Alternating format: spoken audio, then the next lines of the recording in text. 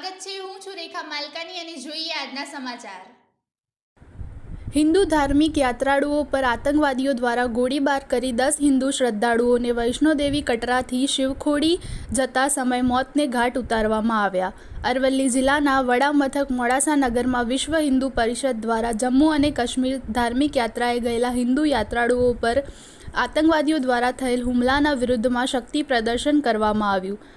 રાષ્ટ્રપતિને સંબોધીને અરવલ્લી જિલ્લા કલેક્ટરને આતંકવાદી વિરોધમાં વિશ્વ હિન્દુ પરિષદે આવેદનપત્ર આપ્યું। મોડાસા 4 રસ્તા ઉપર આતંકવાદીઓનું પૂતળું બનાવી સળગાવવામાં આવ્યા। આતંકવાદી વિરોધ સૂત્રોચ્ચાર કરી વીએચપીના કાર્યકરોને જોરદાર દેખાવ કર્યો। આજ રોજ વિશ્વ હિન્દુ પરિષદ બજરંગ દળ દ્વારા આજે આવેદન પત્ર અને 4 રસ્તાઓ ઉપર પૂતળા દહનનો આજે પ્રોગ્રામ રાખેલો છે।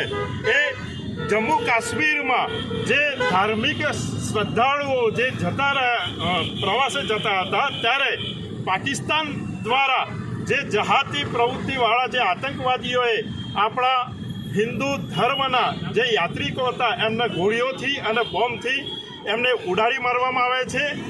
એ અનુસંધાને આજે અરવલ્લી જિલ્લા વિશ્વ હિન્દુ પરિષદ અને બજરંગ દળ દ્વારા મહામહિમ રાષ્ટ્રપતિને આવેદનપત્ર સંબોધીને જિલ્લા કલેક્ટરને પણ સંબોધીને આવેદનપત્ર પાઠવવામાં આવ્યું છે।